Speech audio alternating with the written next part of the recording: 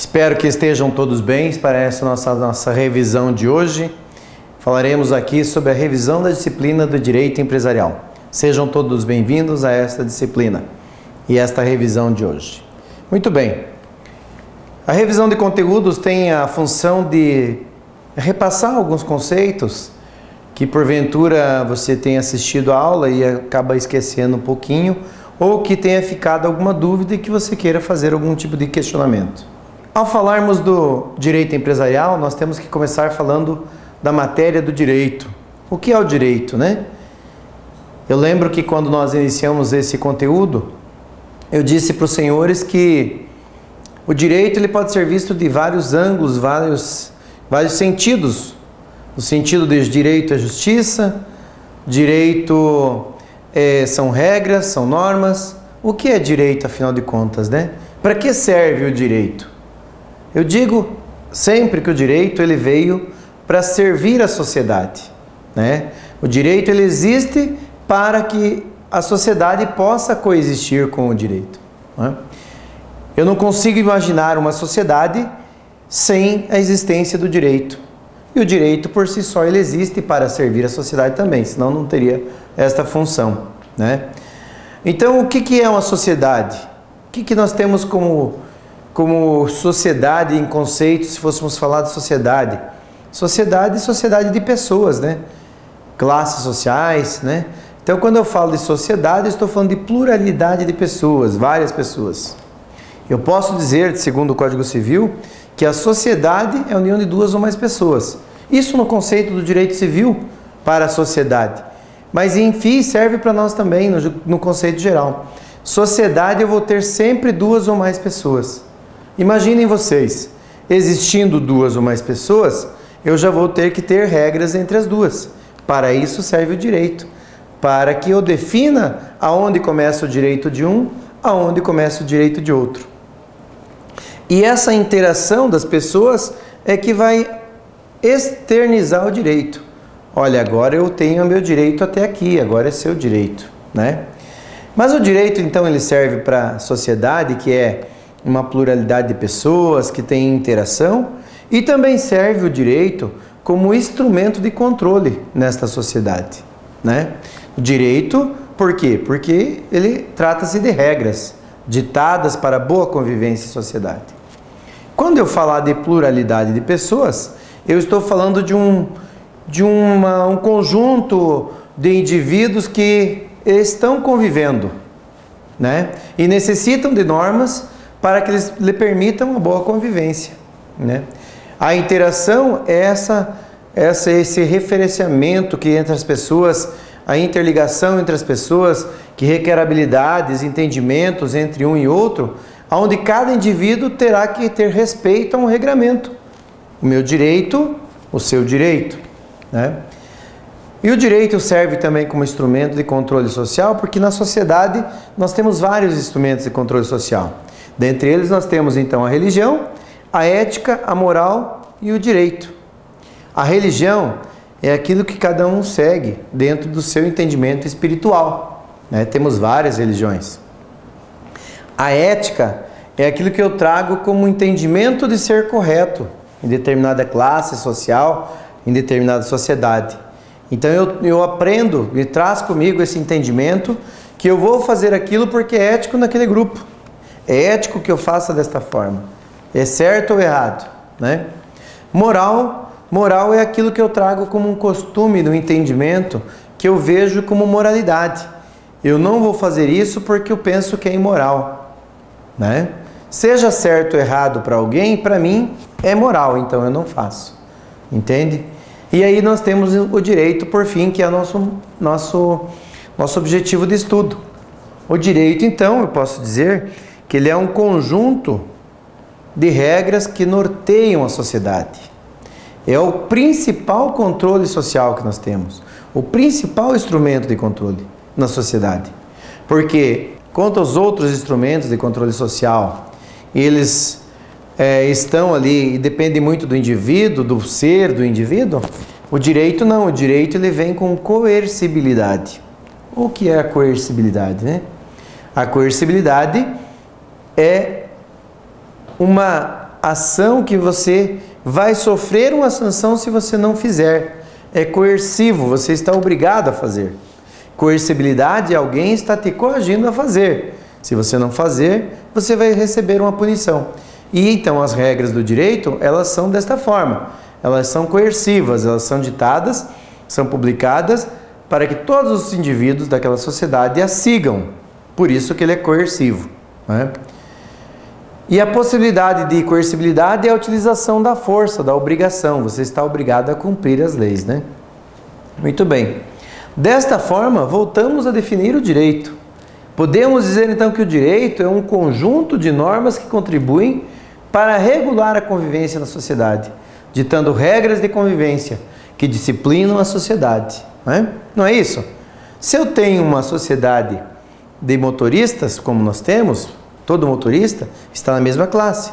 Ele sabe que tem que dirigir pela direita, quando ele tem que entrar à esquerda, quando não pode, quando é proibido virar. Vocês imaginam se não tivesse uma regra de convivência, como que seria o trânsito? Cada um andaria por um lado, né?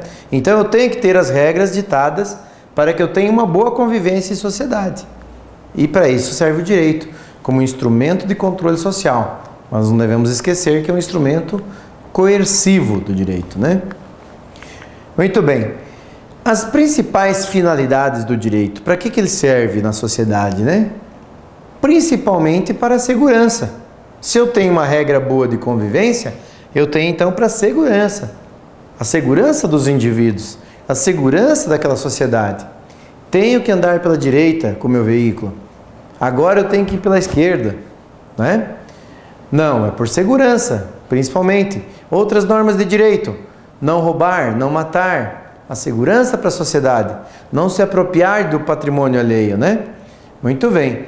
E também tem a função de promover a justiça, ou seja, dar àquele o que é justo, o que é de direito dele, né? Então, uma das funções do direito também é promover a justiça. E também o direito, ele tem outra função muito importante, que ele limita o comportamento das pessoas.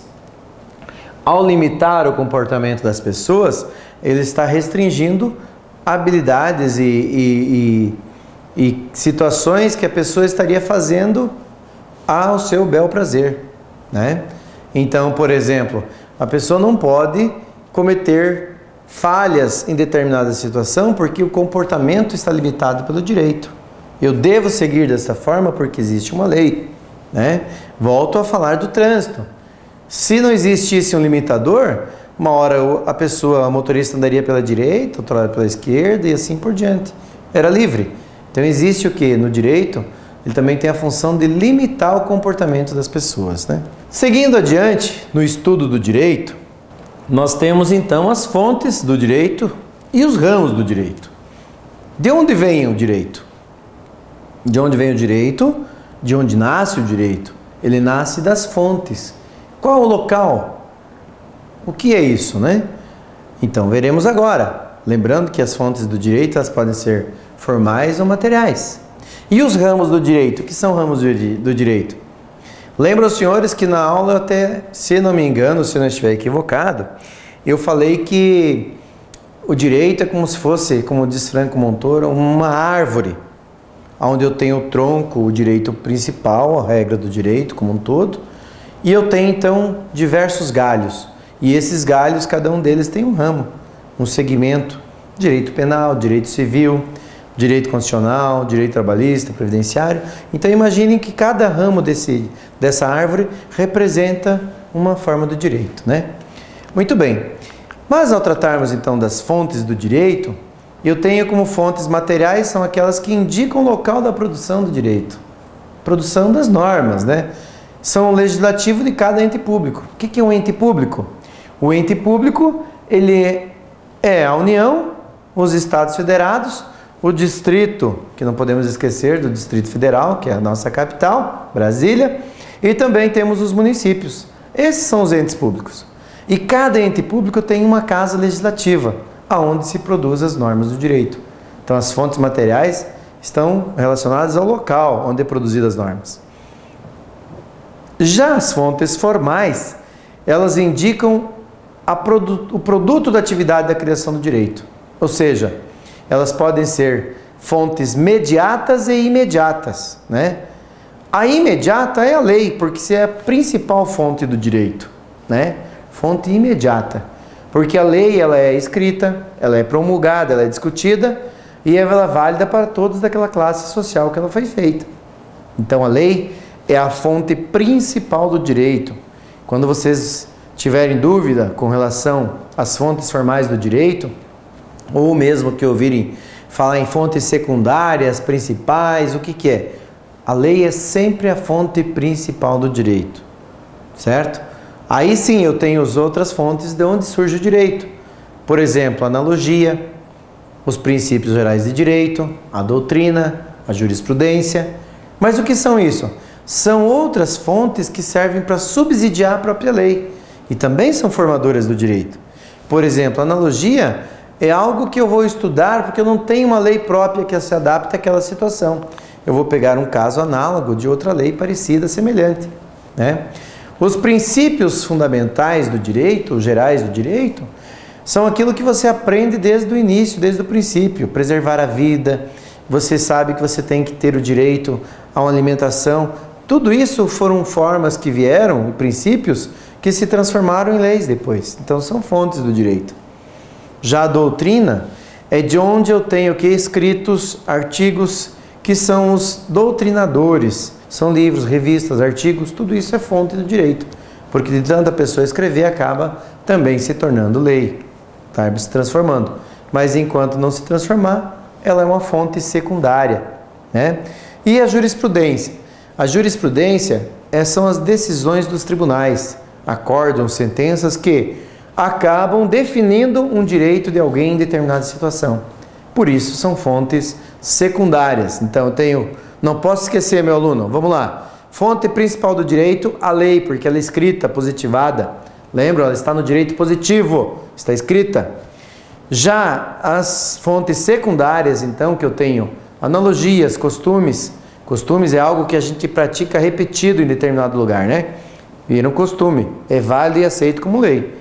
Então, costume, analogia, princípios gerais do direito, jurisprudência e doutrina, elas são consideradas como fontes secundárias do direito. Fontes secundárias do direito. Muito bem. Seguindo adiante, então, nas organizações das normas que nós temos no nosso ordenamento jurídico no Brasil, nós temos que entender qual que é a nossa lei maior. Nós temos um norte a seguir. E aqui nós temos uma pirâmide. Vejam lá. A lei maior é a Constituição Federal, né? A Constituição Federal, então, é a nossa lei maior. E ela está, então, acima de todas as outras leis. E as leis, então, estão no intermediário e depois eu tenho demais atos normativos, né?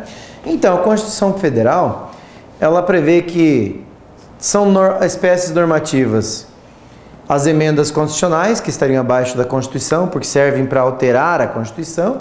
Aí eu tenho as leis complementares, que são complementares à Constituição, e lá estão previstas sobre quais matérias na própria Constituição Federal que pode existir sobre lei complementar. E tenho também as leis ordinárias, que tratam de matérias mais genéricas, e medidas provisórias, que poderão se transformar em lei. Lembrando que a medida provisória ela é válida por 60 dias, podendo ser renovada por mais 60 dias apenas. Terá valor nesse período. Porém, se não for votada nesse período, ela perde a validade. Mas os atos que fizeram que ela estivesse valendo, os atos que foram gerados com base nessa medida provisória, ela tem validade, né? Então nós temos alguns exemplos na legislação que tem medida provisória que acaba não sendo votada no período de 120 dias, que é 60 mais 60, ela acaba caindo, perdendo a validade. Mas aquele período em que ela esteve valendo, ela tem validade jurídica, né? Aí vem os decretos legislativos e demais resoluções também. Muito bem. E ao falarmos dos ramos do direito, nós temos que entender que existem dois principais ramos, o público e o privado, né? Por quê? Porque no direito público sempre eu vou ter interesse relativo do Estado, ou seja, uma das partes sempre terá o Estado como maior interessado, né? E tem o direito privado, onde que eu trato das relações de interesse dos particulares, né? Por exemplo, direito público vai tratar de matéria de direito constitucional, direito administrativo, direito penal, né? Já no direito privado, tem assuntos que interessam aos particulares. Vejam, quem são os particulares, né? Os particulares somos nós, pessoas civis. Então vem aí regras de casamento, regras de obrigações, direitos. Então por isso que eu tenho as regras de empresas também, né? Então no direito privado, eu vou ter aí o direito empresarial, vou ter o direito civil, por exemplo, vou ter o ramo do direito do consumidor. Interessa a quem o direito consumidor? Ao consumidor e ao fornecedor. E também tem as regras do direito do trabalho, né? Muito bem, mas o que vocês têm que saber aqui, moçada? Que direito público é um ramo que trata dos interesses do Estado, direito tributário, administrativo, constitucional, penal. O Estado é o maior interessado, né? Já no direito privado, então, trata de relações que têm interesse dos particulares, embora a legislação seja toda ela ditada pelo Estado. Já a Constituição Federal, o que tem a ver com o direito empresarial, né? O que tem a ver a Constituição com o direito empresarial? A Constituição, ela se relaciona com o direito empresarial em diversos lugares. Por exemplo, princípio da livre iniciativa, lá no artigo 1º da Constituição Federal. Então, o princípio da livre iniciativa, ela está lá prevista. Então, cada pessoa pode desenvolver, pode empreender, pode desenvolver uma atividade. É livre iniciativa, desde que não seja vedada em lei, né? Essa iniciativa. Já os objetivos fundamentais do direito estão relacionados com o direito empresarial também. A competência legislativa para a matéria do direito empresarial está prevista lá no artigo 22 da Constituição Federal também, né? Então, a matéria constitucional que trata de matéria do direito empresarial. E os princípios da ordem econômica, lá no artigo 170 da Constituição Federal, também trazem quais são os princípios de uma ordem econômica que você tem que seguir no direito empresarial, né? Então, a Constituição também prevê normas que vão refletir no direito empresarial. Muito bem. Aqui nós temos, então, no artigo 3º da Constituição Federal de 88, como eu já falei para vocês, no artigo 22, se vocês quiserem rever também, e que nós temos, então, no âmbito da Constituição Federal. Mas com relação a estados e municípios, eles podem criar ou limitar alguma coisa com relação ao direito empresarial e à atividade econômica? Sim, claro que podem, desde que não violem o que está previsto na Constituição Federal e que não violem a competência da União. Então, se eu entender assim, a União, ela tem competência para legislar sobre o direito empresarial. Os estados e municípios vão legislar de forma complementar, jamais para alterar, né? Jamais para contrariar uma norma federal. O direito tributário é um ramo do direito público. Por que será? Quem é que tem maior interesse no direito tributário? A parte maior interessada é o sujeito ativo, o ente público. Quando eu falo em Estado, ente público, eu estou falando de todos os entes públicos da federação, que eu citei anteriormente. E o direito tributário, então, é um ramo que cuida da arrecadação, das receitas desses estados, do Estado, dos entes públicos, né? E eu posso, então, dizer que o tributo é a principal fonte de receita do Estado brasileiro, seja do Estado União, Estados Federados, Distrito Federal ou os próprios municípios, né? Então, a principal fonte do direito é o direito tributário. E ele está estruturado pela Constituição Federal também, pelo Código Tributário Nacional e por outras leis federais e estaduais e também municipais, porque os municípios e estados também, na sua competência, vão legislar sobre direito tributário, né? O direito tributário está previsto no artigo 3º do Código Tributário Nacional. Diz que tributo é toda prestação pecuniária, que em moeda cujo valor nela possa se exprimir, que não constitua sanção de ato ilícito, instituída em lei e cobrada mediante atividade administrativa plenamente vinculada. Muito bem, pessoal. Trata-se, então, de uma prestação obrigatória, né, que deve ser paga em dinheiro, e não se confunde com nenhuma outra punição. Quando você é punido com uma multa de trânsito, por exemplo, você está pagando uma multa de trânsito, não um tributo. Você pagou o tributo teu IPVA, é o tributo. Você vai pagar ele em atraso. A penalidade por pagar em atraso é multa, né? Então você vai pagar o tributo mais a multa. Então o tributo ele não vai poder originar de uma penalidade, de uma multa. Ah, você foi multado, não é tributo. Multa não é tributo. Cuidado, concursos normalmente trazem essas situações. Entendeu? Tributo, que são aquilo que está previsto na Constituição Federal, dos impostos, que são postos, taxas, contribuições de melhoria, contribuições sociais e empréstimos compulsórios, né? Esses são os gêneros do tributo, que comporta 5 espécies pela nossa Constituição Federal. A Constituição Federal, então, traz essas previsões. Devemos saber que tributos, então, são classificados em 5 impostos, que são tributos, mas nem todo tributo é tributo e impostos, porque tributos são impostos, taxas, contribuições de melhoria, contribuições sociais e empréstimo compulsório. E aí passamos para, então, o Código Civil e o exercício da atividade empresária. Como o Código Civil se relaciona lá com o direito empresarial, né? A estrutura do Código Civil está composta também na Constituição Federal pelo Código Civil e outras leis esparsas também que complementam, né? O Código Civil, então, prevê, lá no artigo 966, a definição do empresário. Quem pode ser empresário, quem não será, no parágrafo único do 966 do Código Civil. E prevê, então, quem será empresário, quem será uma atividade empresária, né?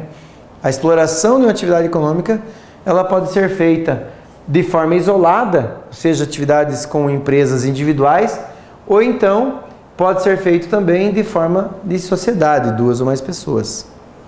O Código Civil disciplina regras de contratos empresariais, disciplina também espécies descritas como no Código Civil, compra e venda, prestação de serviço, empréstimos, contratos de empreitadas, tudo isso está previsto no Código Civil. Então se relaciona muito com o direito empresarial. Já o direito do trabalho se relaciona por diversas questões, mas a principal é a questão do empregado e do empregador. Então ele está estruturado na Constituição Federal, também pela CLT, que é a Consolidação das Leis do Trabalho, e por outras leis que também afetam a legislação trabalhista. Então a relação do trabalho, como eu falei, é a principal referência e interligação com o direito empresarial. E a relação de trabalho é uma expressão que eu uso quando eu tenho o quê? Uma relação de emprego, um trabalho eventual, um trabalho autônomo, um trabalho voluntário e outras, né? Isso são relação de trabalho.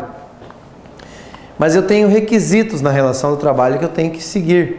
Por exemplo, trabalho é realizado por pessoa física, ele tem que ser caracterizado pela pessoalidade, então, dessa pessoa física, tem que estar pessoalmente prestando serviço.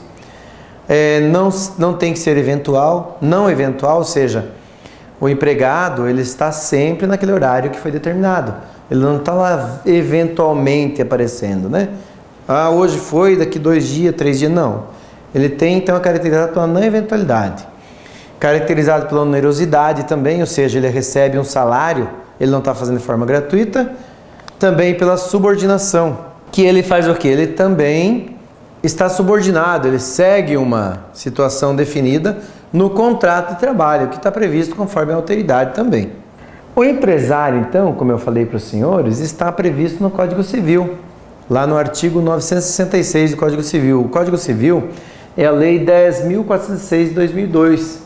Essa lei que trata do Código Civil brasileiro, então teve vigor a partir de janeiro de 2003, considera-se empresário quem exerce profissionalmente uma atividade econômica organizada para a produção ou circulação de bens e serviços. Não se considera empresário quem exerce profissão intelectual de natureza científica, artística, ainda que com cursos auxiliares ou colaboradores, salvo no exercício da profissão elemento empresa. Vejam, dessa leitura aí, nós extraímos o seguinte: empresário é qualquer atividade desenvolvida com finalidade econômica, seja ela, por exemplo, materiais de construção, comércio, indústria, prestação de serviço, diversas áreas. Já não é empresário, por exemplo, quem desenvolve uma atividade intelectual, médico, dentista, advogado, né, engenheiro, que tem a profissão regulamentada e classe, a não ser que ele passa a constituir uma empresa. Por exemplo, um médico, ele será empresário quando ele constituir um hospital, que aí você tem toda uma estrutura, fornecimento de medicação, alimentos, prestação de serviços médicos, exames, aí sim é uma empresa, considera-se empresário. Todo empresário ele tem algumas obrigações legais previstas na lei. Por exemplo, realizar o registro, que é a inscrição do empresário na junta comercial, manter uma escrituração regular, que é a escrituração contábil tem que ser feita e fazer o levantamento dos balanços periódicos, que é o balancete, o balanço e o DRE, né? O balancete não é obrigatório, mas o balanço anual sim, o balanço patrimonial e o demonstrativo de resultado do exercício. Seguindo adiante, então, o empresário pode se desenvolver de forma individual ou coletiva, lembram? Aqui nós temos a exploração de forma individual, que é através da EIRELI, atividade EIRELI. A EIRELI é uma novidade, surgiu na lei de 2011. Anteriormente a isso, nós não tínhamos essa figura. É uma empresa individual com responsabilidade limitada, ou seja, o empresário que está na EIRELI responde pelo capital que está investido na sociedade, na empresa EIRELI. Ele, diferente da empresa individual que nós veremos também, que responde todo o patrimônio, se confunde um com o outro, o pessoal do empresário com o da sociedade. Aqui não, aqui existe uma separação. Então, a exploração da atividade econômica pode ser individual através da EIRELI, por exemplo, que é a autonomia patrimonial da empresa em relação ao patrimônio da pessoa física, criado através da Lei 12.441 de 2011. Né? Então, a constituição de uma EIRELI, quem tiver interesse em desenvolver uma atividade através de uma empresa individual EIRELI, ele tem que fazer a integralização de capital no mínimo de 6 salários mínimos. E apenas a pessoa física pode manter apenas uma EIRELI por pessoa física. Não posso ter, eu vou abrir várias EIRELIs, uma ali, outra lá. Não, só pode abrir uma EIRELI a cada pessoa física, né? E o Código Civil, então, permite que a pessoa aí seja titular, então, de uma EIRELI uma pessoa somente. Não permite que mais pessoas possam fazer parte. Muito bem. Já a empresa individual, como eu falei para vocês, ela não exige capital mínimo. Eu posso ter uma empresa individual desenvolvendo ela uma atividade qualquer. Porém, se eu tenho capital abaixo do 100, que é o mínimo da EIRELI, eu posso abrir com qualquer valor de capital. Porém, o meu patrimônio da pessoa física que abriu esta empresa se confunde com a exploração da empresa. O patrimônio responde, ele vai ser solidário à empresa. Então, se confunde o patrimônio da pessoa física com o da pessoa jurídica, né? Embora exista uma certa diferenciação, a pessoa física tem um CPF, a pessoa jurídica terá um CNPJ, quando for empresa individual, simplesmente individual, sem limite de capital, sem capital mínimo, aí a empresa tem o capital e a pessoa física responde também todo o valor do patrimônio físico dela pela empresa também. Nós temos as sociedades empresárias, que aí sim é a exploração da atividade empresária de forma coletiva. Que eu tenho a sociedade de nome coletivo, eu tenho comandita simples, limitada, sociedade anônima e comandita por ações. Estão previstas no Código Civil. Vimos lá também que tem cada uma delas o seu tipo de responsabilidade, né? Por exemplo, sociedade limitada, o sócio responde até o limite do capital investido, certo? Já na SA, você vai responder pelas ações investidas. Já na comandita simples, por exemplo, você tem dois tipos de sócios, comanditários e comanditados. E aí cada um responde de forma que o comanditado, ele vai responder de forma ilimitada e o comanditário vai responder limitado ao capital investido. Muito bem. Aí nós temos também a falência e a recuperação extrajudicial. Esse é um assunto importante na atividade empresária. Primeiro, porque a lei que criou a falência de 2005, 11.101 de 2005, ela trouxe a aplicação somente para atividades empresárias, né? E a falência decorre, então, da falta de pagamento dos seus credores. E os credores podem pedir a falência da sociedade empresária ou da empresa individual também, que seja empresária. A falência é um procedimento por meio do qual são encerradas as atividades de determinada empresa, sendo executado todo o seu patrimônio para a satisfação dos seus credores. Quem pode solicitar a falência? É o que nós precisamos saber. O próprio devedor também pode pedir, o cônjuge sobrevivente, no caso de a pessoa então é cônjuge de um sócio que faleceu, pode pedir, o herdeiro ou sócio, o próprio inventariante também. Essas pessoas podem pedir. E qualquer credor que esteja também com limite de 40 salários mínimos aí de dívida também pode pedir a falência da empresa.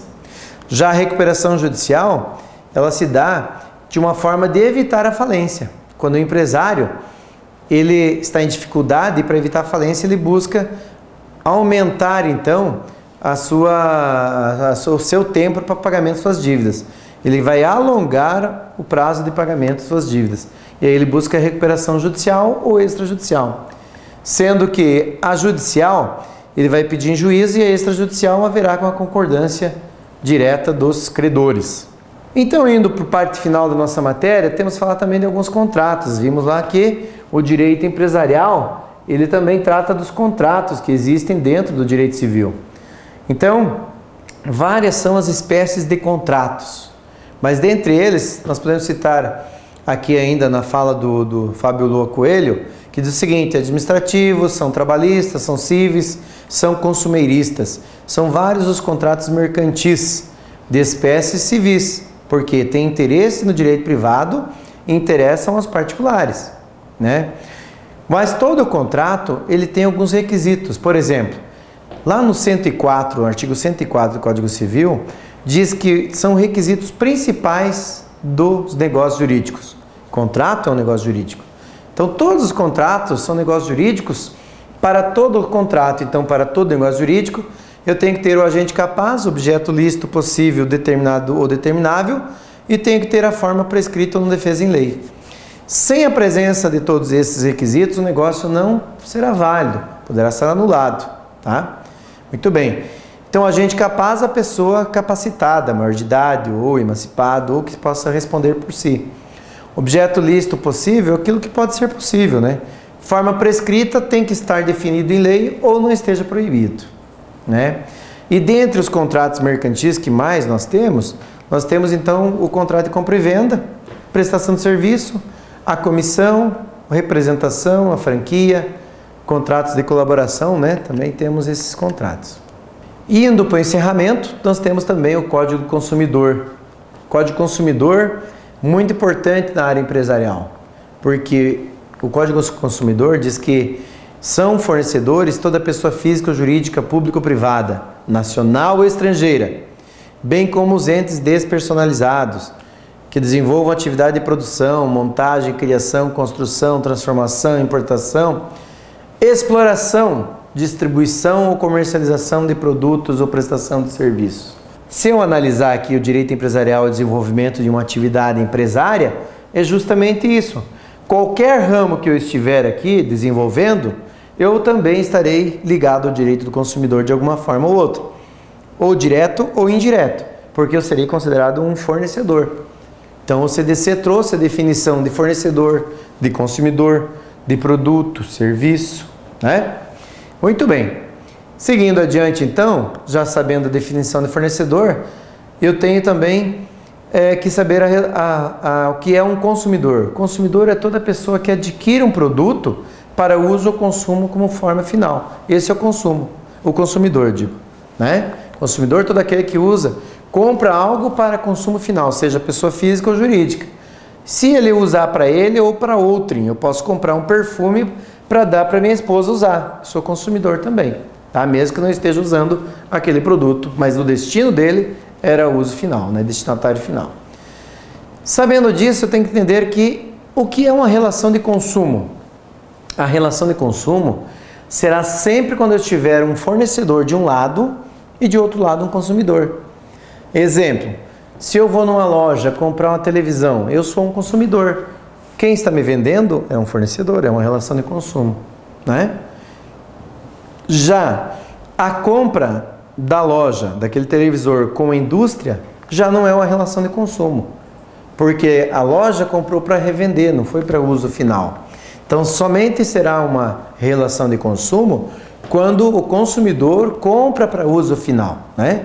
E o fornecedor é todo aquele que fornece produto ou serviço, né? Está lá no CDC também.